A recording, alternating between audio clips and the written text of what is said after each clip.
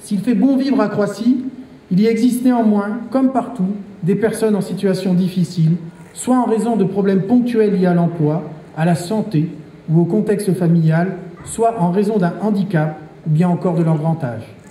Parce que nous appartenons à une même famille, la famille de Croissy, tâchant tout au long de l'année d'ouvrir nos yeux et nos cœurs à celles et ceux qui sont seuls.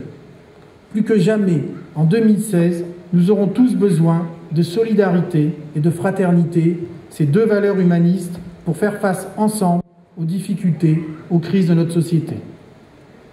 La loi impose aux établissements recevant du public d'être accessibles aux personnes handicapées.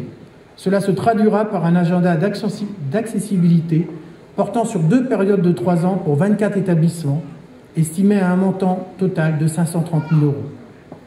Prendre le temps de la concertation, débattre, convaincre, s'écouter, trouver ensemble des solutions, accepter l'idée de faire quelquefois marche arrière parce que le projet proposé n'est pas le bon, cette méthode de fonctionnement est le moteur de notre action collective.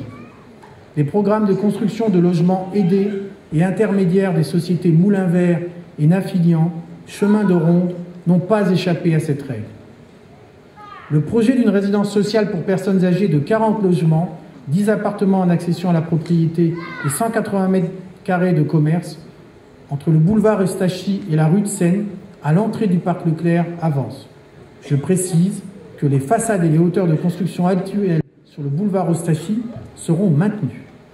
C'est un signal fort pour notre cœur de ville. Il n'y a pas de prospérité ni de liberté sans sécurité, c'est un point fondamental. Depuis 2 ans, nous enregistrons une baisse de la délinquance de l'ordre de 12%. En 2016, nous terminerons le déploiement de la vidéoprotection en installant 20 nouvelles caméras et nous déménagerons le poste de police municipal à la mairie.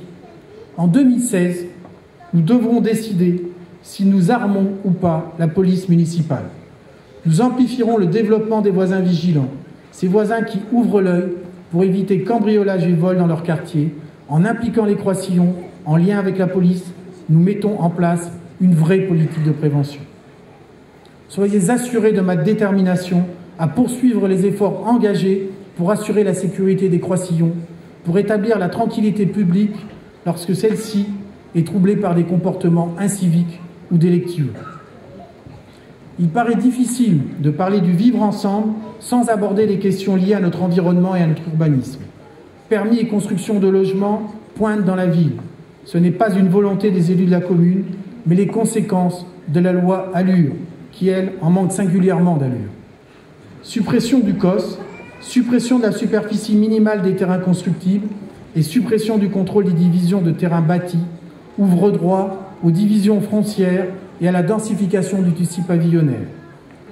L'ère de mise en valeur de l'architecture et du patrimoine, qui sera votée en juin 2016, nous permettra de limiter la possibilité d'urbaniser Croissy à tout va. Elle articulera plus fortement la mise en valeur du patrimoine et créera les conditions d'une plus forte coordination avec le plan local d'urbanisme.